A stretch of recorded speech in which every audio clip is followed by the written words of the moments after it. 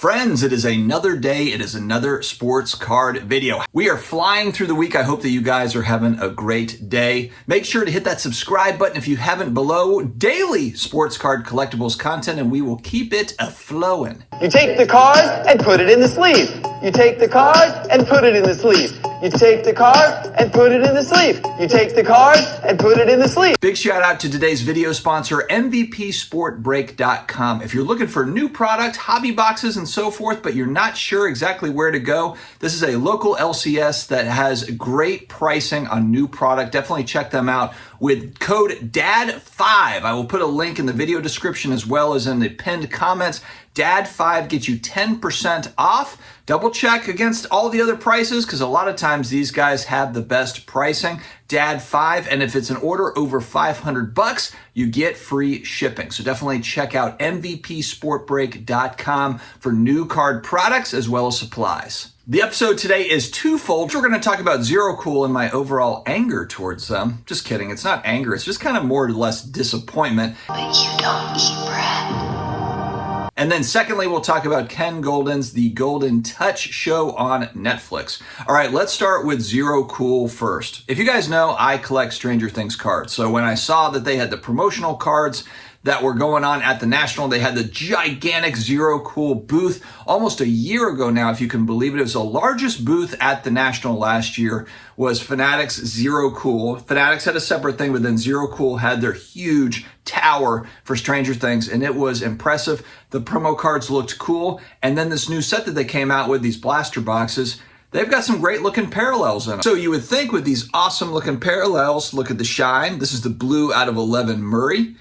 But you would think with these awesome cards that you would have kind of that marketing beast behind it, right? I mean, we've seen it happen on the top side. You look at MLB debut and some of the new products, Michael Rubin, they've really stepped it up and it looks good. I mean, they're doing a lot of different social media campaigns and so forth. The last post on the Zerocool IG site is from March 27th. And right before that, they had another post that was something like, tag us with your favorite Stranger Things or V-Friends cards or whatever. And so I've been doing that because I love these new parallel Stranger Things cards that have come out. I think that they're really cool looking. Not a response, not a comment back, not a reshare, nothing from these guys. And I've heard, okay, well, maybe it's that Zerocool is transitioning out. They're kind of moving this stuff back under the Topps umbrella, and maybe they're not going to use the Zerocool name.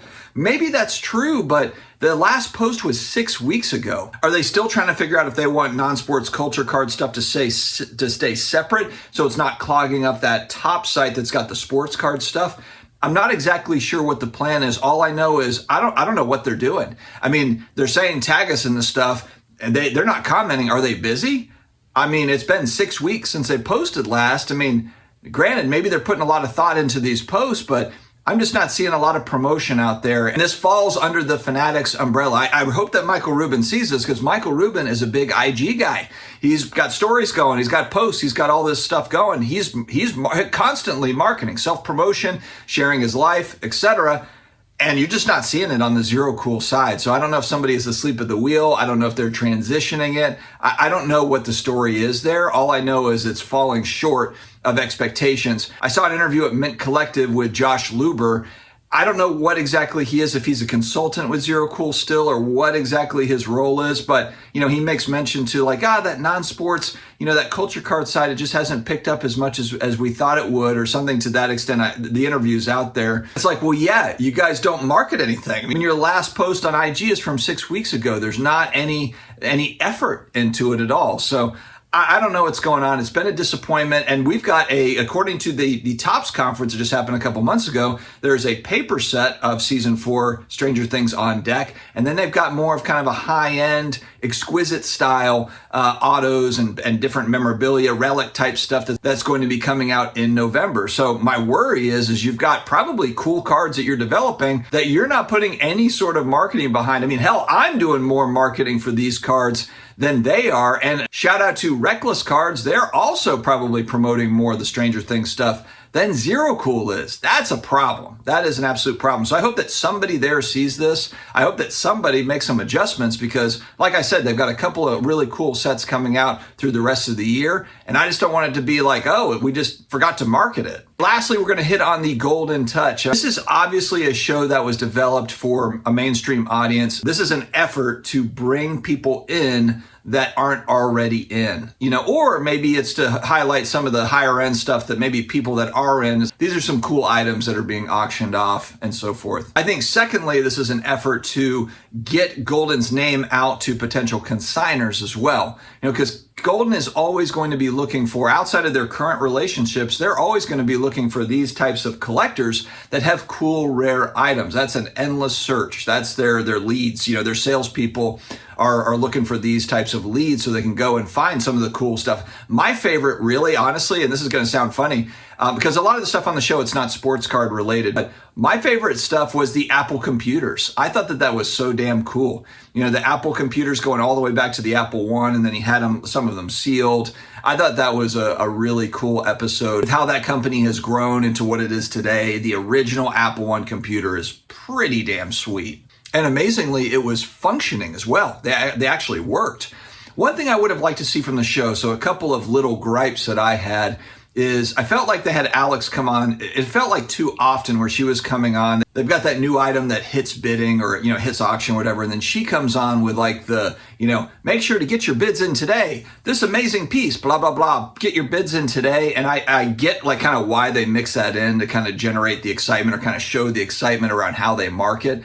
But it felt a little redundant to me as they did it each time. Maybe they could have been creative and like somebody else is doing the shout out, or there's a different style. Maybe she's in a different area spot or doing something different. Maybe she's marketing it in a different way or a different medium and they're showing that on film. Other thing that I thought that they did that was interesting is they certainly wanted to be more of a family friendly type show. You could tell the way that they structured this.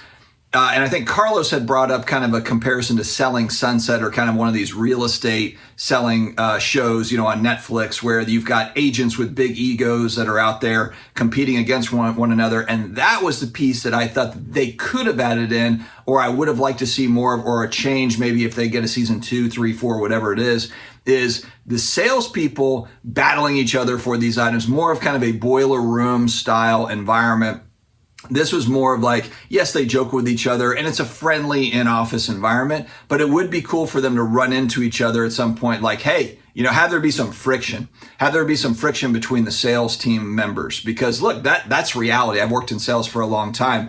There is friction in a sales office. There is going to be instances where it's like, I talk to that person. No, you talk to that person. What does the database say? They could have actually broadened that out a little bit to where there's a little bit more conflict. And as far as drama and viewership goes, that would probably bring a larger audience, the same way that Selling Sunset does that. Selling Sunset does it to where they've got high power real estate agents that are selling huge listings, the same way that Goldin does, but they're battling each other for it. They do like each other, they're friends, and they have, they get together and all that, but there's instances where they're at each other's throats, and that's what ties it all together. But I do understand, look, if they're like, hey, we've got one season to kind of prove ourselves, to put out a product, and then if they get multiple more seasons, then they can broaden this thing out. If they have, season 2, season 3, then they can develop these characters more. This was obviously an effort to just kind of give a baseline overview of what Goldin auctions looks like maybe on a daily basis, to where the average person out there in the world can get a taste of it without going too much in the weeds for season 1. I would assume that season 2, they mix it up a little bit and they've got a more character development. They've got some more drama pieces. They've got some added components to it. But overall, I thought this was very good. It did crack the top 10 on Netflix, which is a big deal.